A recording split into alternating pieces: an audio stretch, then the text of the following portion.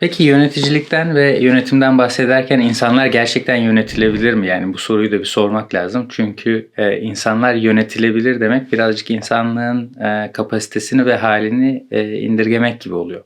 Her insanın kendi ajandası var, özgürlük isteği var, kendi kimliği var. Dolayısıyla insanları böyle bir otomat gibi her davranışlarını yönetebileceğimizi zannetmek birazcık boş bir çaba.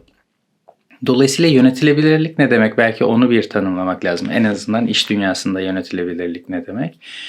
Yönetilebilirliği şöyle tariflemek gerekebilir. Belki şirketin veya kurumun amaçları, hedefleri doğrultusunda tekrar eden şekilde insanları yönlendirebilmek. Yani o hedefe doğru gitmelerini sağlayabiliyor muyuz? Ve bunu yaparken de insanları kırıp dökmeden, o topluluğun düzenini bozmadan, insanların psikolojisini bozmadan yapabiliyor muyuz?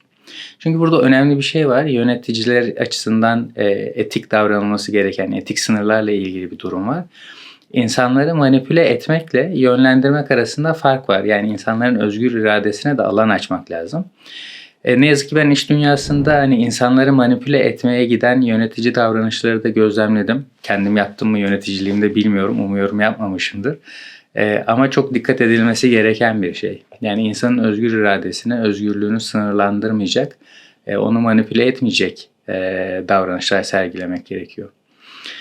Şunu netleştirmek lazım. İnsan direkt yönetilebilir bir canlı değil, yönlendirilebilir olabiliyor ve buna iki farklı açıdan bakmak istiyorum. Bir psikolojik açıdan bakmak istiyorum. Yani insan psikolojisinde hangi ortam sağlanırsa insanlar yönlendirilebiliyor bir hedefe doğru. Bir de sosyolojik açıdan bakmak istiyorum. Çünkü bir grup davranışı oluyor. Yani şirketlerde tek başımıza çalışmıyoruz. Bir grup insan olarak bir arada bulunuyoruz. Bu grup davranışını etkileyen, yani oradaki ilişkileri de etkileyen bazı durumlar var. Şimdi ilk psikolojik şeyle başlarsak, yani ne olursa insanlar bir hedefe doğru yönleniyor. Öncelikle birinci şartı sahiplenme. Neyi sahiplenme? Şirketin hedeflerini, bulunduğu departmanın hedeflerini veya amaçlarını sahipleniyor. Şimdi bu sahiplenme olmadan insanların bir hedefe doğru yönlenmesi neredeyse mümkün değil. Zorla belki birazcık yönleniyormuş gibi olsalar da aslında pek de harekete geçmeyeceklerdir veya direnişe geçebilirler hatta. Bu sahiplenmenin olması için de hedefin bir kere birlikte ortaya konulması, hedef üzerine bir anlaşmanın olması, kabul edilmiş olması çok çok kritik. Bunun olabilmesi için tabii yani sahiplenmenin altında belki 3 tane davranış yatıyor. Birincisi, insanların özerkliğinin olduğunu bilmesi gerekiyor. Yani özgürce hareket edebilecekleri bir alanının olduğunu insanın bilmesi gerekiyor. Tamamıyla kıstırılmış olduğunu hissederse direnç davranışı açığa çıkıyor. Dolayısıyla bir özerklik olması lazım. Bu özerklikle birlikte bu işi yapabilecek yetkinlikte olması lazım o kişi. Yani o hedefe ulaşacak yetkinlikte kendisini hissetmesi lazım. Bir de o hedefe başkalarıyla birlikte ait olduğunu, yani o yere ait olduğunu, o amaca ait olduğunu hissetmesi lazım. Yani sahiplenme için, psikolojik tarafın ilk maddesi olan sahiplenme için 3 tane de alt başlık saydık. Özgür, özerk olmaları, yetkin olmaları ve aynı zamanda da bir yere ait olmayı hissetmesi lazım ki insan o hedefi, o amacı sahiplenebilsin. İkinci şartlarından birisi bu psikolojik tarafın bulunduğu ortamın adil bir ortam olduğuna inanması gerekiyor çalışanın. Bu adillikten kastımız şu: bir performans gösterdiğinde bu performansın karşılığını alacağını, takdir edileceğini bilmesi gerekiyor.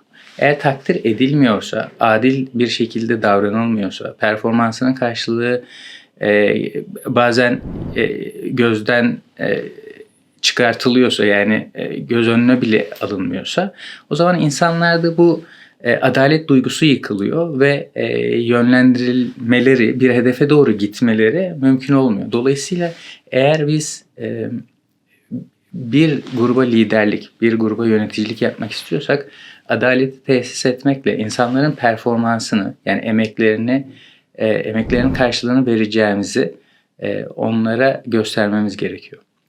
Üçüncüsü, yani kişi açısından baktığımızda üçüncü ayağı ise psikolojik güvenlik. Psikolojik güvenlikle ilgili birçok hani farklı kaynaktan şey görebilirsiniz. Bence hani burada en basit haliyle açıklamam gerekirse insanların hatalarını, yaptıkları yanlışları veya fikirlerini özgürce korkmadan, başlarına bir şey geleceğini düşünmeden yöneticileriyle konuşabildikleri, arkadaşlarıyla konuşabildikleri bir ortam yaratılması. Yani kendilerini psikolojik olarak güvende hissetmeleri gerekiyor. Yani bir insanın yönlendirilebilmesi için bir hedefe ne dedik? Bir sahiplenme gerekiyor. 2 adalet gerekiyor. 3 psikolojik güvenlik gerekiyor. Bu işin bir de sosyolojik tarafı var. Yani sosyal bir varlık olduğumuz ve şirketlerde insanlarla birlikte çalıştığımız için. Sosyolojik kısmındaysa öncelikli şey meşruiyet ve rol netliği. Şimdi meşruiyetten kastımız şu. Burada hani siyasete girmeden tabii ki ilerlemek lazım ama her siyasi iktidarın meşru olması gerektiği gibi her yönetim kademesinin, yönetim kadrosunun, hiyerarşinin ve o hiyerarşide yer alan insanların da meşru olması gerekir. Meşrudan kastım şu. Teknik bölümlerde çalışan insanlar için, mesela yazılımcılar için eğer yöneticileri teknik olarak yetkin değilse yazılımcılar o kişiyle çalışmak çok istemezler. Bu mühendislerde genel olarak görünen bir davranıştır.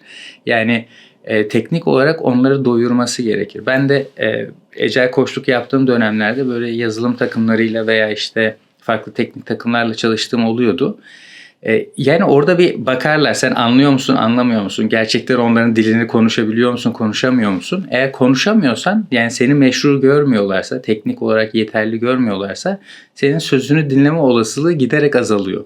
Dolayısıyla bu meşruiyet ve sonrasında da rolünün net olması, yani görev tanımlarının net olması önemli bir faktör.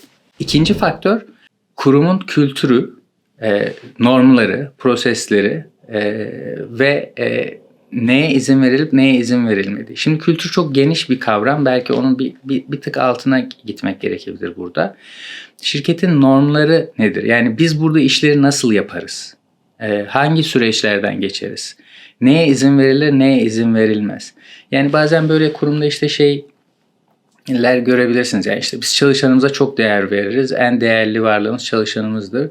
Ama çalışanların gelişimine hiçbir yatırım yapmıyorsanız bu aslında orada bir bilişsel çelişki yaratır ve insanların yönlendirilebilirliğini, yani bir hedefe doğru gitmeleri olasılığını azaltır. Çünkü şunu düşünür çalışan, ya bunlar bana çok değer verdiğini söylüyor ama ya bana da hiç yatırım yapmıyor. O zaman yani gerçekten doğruyu mu söylüyorlarla ilgili bir zihinsel çelişki yaratıyor.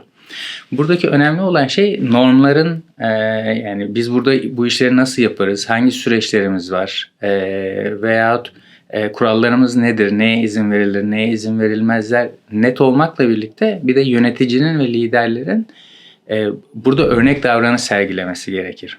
Eğer yazılı olanla örnek davranış birbirini tutmuyorsa yine sosyal olarak, yani sosyolojik olarak insanların bir hedefe doğru gitmesinde kırılmalar yaşanmaya başlar. Üçüncüsü de doğru kontrol parametreleriyle kontrol etmeye çalışmaktır. Şimdi bu ne demek?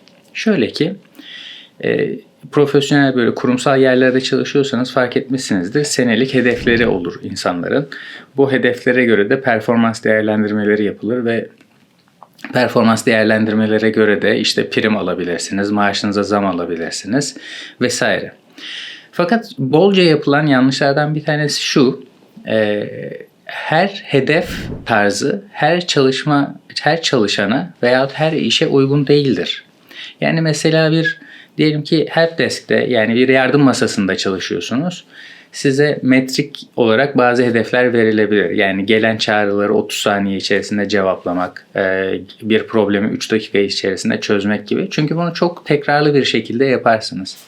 Ama diyelim ki bir prodüksiyon firmasında çalışıyorsunuz ve film prodüksiyonu yapacaksınız. Orada şu kadar film, işte senede 3 tane film bitirmek, filmleri 3 saatlik post production'la tamamlamak gibi böyle hedefler, metrik hedefler vermek çok anlamsız olur. Veya bir ürün geliştirmeciye günde 2 tane teknik resim çizeceksin gibi bir hedef vermek çok anlamlı değil. Fakat bu hatalara bolca düşülüyor. Doğru işle doğru kontrol aracı, yani doğru metrik aracı kullanılamayabiliyor. Sonucu çok kolay ölçülebilir. Tekrarlı işlerde böyle metrikler, birkaç metrikle belki hedefler ve kontrol sağlanabilirken sonucu çok ölçülemeyen belirsiz işlerde çok daha farklı yaklaşımlara gitmek gerekiyor. Şimdi hem sosyolojik açıdan hem de psikolojik açıdan bazı şeylerine değinmiş oldum. Şunu da belirtmek lazım. Ne kadar çok kontrol aracı veya ne kadar çok tuşu döndürürsek o kadar iyi yönlendirebiliriz, ekibi yönetebiliriz de çok anlamlı olmuyor. Çünkü daha önce söylediklerimden bir tanesi şuydu. Çok sıkıştırırsanız insanları, yani özelliklerini kaybettiklerini düşünürlerse o zaman daha ilk maddeden, yani sahiplenmeden çuvallamış oluyoruz. Burada belki pratik bir öneri vermek lazım yöneticilere veya çalışanlara da. Bulunduğunuz yerde belki bir şeyi değerlendirebilirsiniz. Yani sahiplenme var mı? Siz hedefi sahipleniyor musunuz? Amacı sahipleniyor musunuz? Kendinize özerk hissediyor musunuz? Yani özgür hissediyor musunuz? Oraya ait hissediyor musunuz? Bir numaralı checklist maddesi bu olabilir. İkincisi, bulunduğunuz yerde adil olunduğunu düşünüyor musunuz? Veya siz adil davrandığınızı düşünüyor musunuz ekip üyelerinize? İkincisi de adalet. Üçüncüsü bence meşruiyet ve rolünüzün ve takımdaki herkesin rolünün meşru bir şekilde tariflenmiş olması. Bu meşruiyetten kastım hem rol tanımlarının doğru yapılmış olması hem de rolü karşılayabilecek yetkinliklerin hem sizde yönetici olarak veya çalışan olarak veya yöneticinizde olmasını istemek. Yani sahiplenme var mı? Adalet var mı? Meşruiyet ve doğru rol tanımları var mı? Dördüncüsü, kurallarınız, süreçleriniz, prosesleriniz, normlar belli mi? Ve liderler, özellikle liderler veya tecrübeli çalışanlar burada örnek davranışları sergiliyorlar mı? Örnek olarak görebiliyor muyuz bunu? Son kontrol şeyi de, beşincisi de kontrol edeceğim şey, doğru kontrol formatını kullanıyor muyuz? Yani doğru çalışanda, doğru işte doğru hedefler var mı? Metriklerle mi ölçüyoruz? Yoksa daha farklı hedef yöntemleri kullanıyor muyuz?